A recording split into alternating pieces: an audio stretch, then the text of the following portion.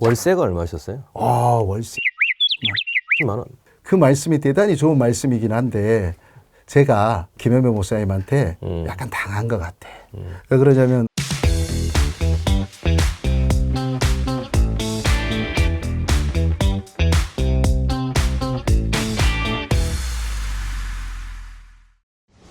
교회가 합치잖아요.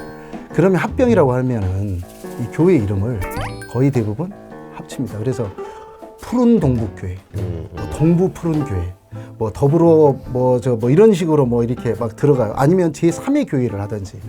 근데 의외로 목사님들이 제일 그 주변의 목사님들이나 또 성도님들조차도 이름에 대한 게 그 예민하더라고요. 예민하더라고요. 예민해요. 우리 김현배 목사님 이런 말씀을 하시더라고요. 나는 이제 다른 건 다 문제가 없고 양보하겠는데 이 목사 내가 동북교회 이름을 나 은퇴 얼마 남지도 않았지 않냐. 근데 이 동북교회 이름을 바꾼다는 게 이게 쉽지 않다.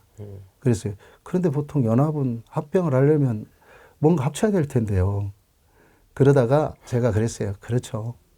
저도 몇 년 안 된 더불어 푸른교회 이름이 너무나도 소중하게 여겨지는데 목사님 생각은 어떠겠습니까? 그러면 이름은 그래대로 가시고 동북교회로 따르겠습니다. 그랬는데 막상 이제 합병이 다가오잖아요. 그러니까 저도 마음에 이름이 좀 그랬나? 이런 생각도 들어요. 왜냐하면 이름에는 이제 역사라는 의미가 있으니까. 그러니까요. 이때까지 맞아요. 했던 그 모든 네. 역사가 사라지는 것 같고. 그럼 이제 한 10년 동북교회 쓰다가 10년 지나고 또 더불어 푸른교회 이름 쓰고 그러면 되죠. 아니 근데 이제 우리 김현배 목사님 그런 말씀을 하셨어요. 뭐냐면 일단 나는 은퇴하기 전까지는 그러지 않았으면 좋겠다. 그거는 알아서 해라. 그 말씀이 대단히 좋은 말씀이긴 한데 제가 그건 우리 김현배 목사님한테 약간 당한 것 같아. 왜 그러냐면 어떻게 교회 이름 바꾸기가 또 쉬워요? 아니요, 또 쉽지 않죠? 아니, 또 생각해보면 할 수 있어요. 한 3, 4년 있다가 더불어 푸른 동북교회 뭐 이러면 되지. 그래서 그런 부분들도 있지만 그런데 저는 그 생각이었어요. 뭐냐면 나도 이렇게 교회 이름에 대한 애착이 있는데 또 우리 교회 성도들도 그러는데 이 경우는 어쩌겠나. 그런 마음으로 했고 또 그렇게 설명을 했어요. 그 성도들한테 우리도 이러니까 같이 갑시다. 우리가 먼저 그렇게 그 부분들을 받아들입시다. 이렇게 하면서 갔죠. 이름을 저는 이제 그렇게 했다고 했지만 그래서 이름이라는 부분들을 뭐 무조건 다 이렇게 해라 이렇게 말하고 싶진 않아요. 그렇죠. 뭐 단점 얘기를 하긴 했는데 사실 이렇게 단점이 있음에도 불구하고 합병하는 이유는 그만큼 그 이상의 장점이 있기 때문이잖아요. 특별히 그렇죠. 네. 목사님 생각에 딱 떠오르는 뭐 가장 큰 장점이 뭐예요? 어찌됐든 우리 교회는 상가교회잖아요. 임대교회란 말이죠. 임대료를 내는. 월세가 얼마셨어요? 월세 270만 원. 270만 원?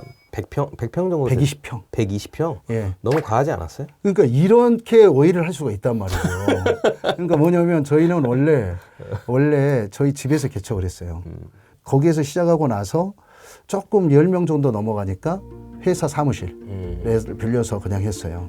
그러다 보니까 이제 다시 성도들은 조금씩 더 늘어나니까 이제 공간을 갖고 싶어 하잖아요. 공간이 필요하죠. 제가 그걸 안 했어야 됐어요. 계속 좀 더 커질 때까지 있었어야 되는데. 그렇게 하지 말라고 제가 말씀드렸잖아요. 그렇죠. 근데 너무 무리하지 말라고. 그런데 성도들이 원하니까 또 저는 또 한 거죠.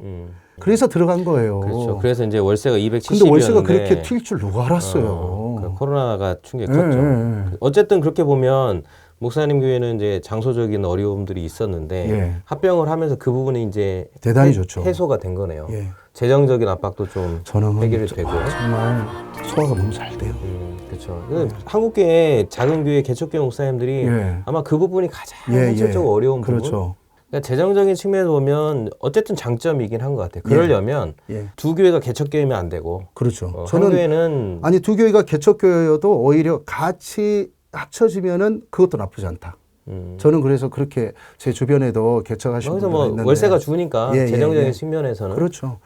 현실적으로 개척해가지고 뭐 공간을 다 쓸 수가 없어요. 공간을 마련을 했는데 그러면 그 남은 공간에 이런 부분들을 쉐어를 하면 되는데 근데 참 이게 안 돼요.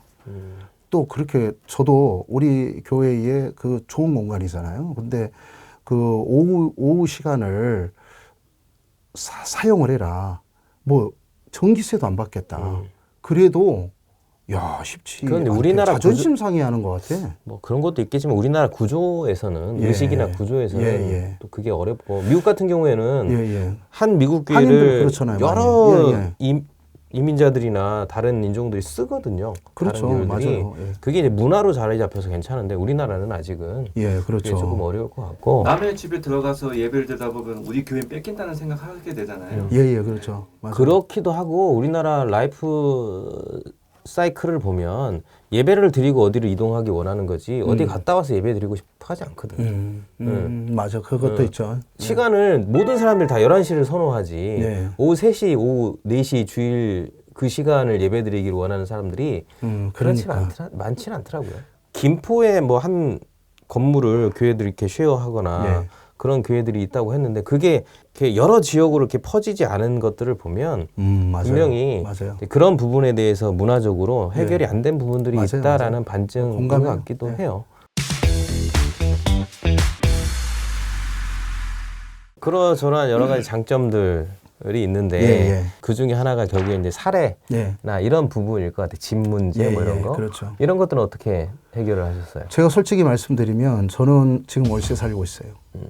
그리고 그 월세 살면서 개척교회를 할 수밖에 없는 게 모든 목사님들의 근본적인 그 문제죠. 그렇죠. 어떤 목사님들은 어떤 또 주변에 있는 분들은 목사님 사립이나 이런 것들 다 받고 그렇게 하십시오. 교회가 뭐 가난하는 거야 뭐 어쩔 수 없지만 목사님 그러면 사역에 집중 못합니다. 이렇게 했었지만 그런데 그렇게 하냐고요. 목사님들이 그렇게 못해요. 거의 대부분 자기 거 못하고 이러거든요. 근데 지금 교회에서 합병이 될 때에 제일 주변에서는 많이 물어본 문제가 그러면 사택은 어떻게 되느냐, 집은 어떻게 되느냐라고 물어봤었는데 제가 그랬죠. 난 그거 물어보지 않았다. 이 정도 들으면 너무 접고 들어가는 거 아니에요?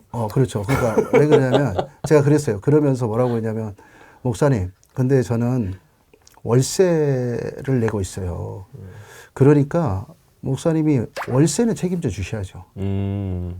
그리고 나머지 사례비는 알아서 결정을 하십시오. 제가 사례비와 관련된 조율도 하나도 안 했어요. 사전에. 근데 받긴 받으셔야죠. 받았죠. 생활비를 받아야지. 노출은 하지 못하지만 그래도 정해줬어요.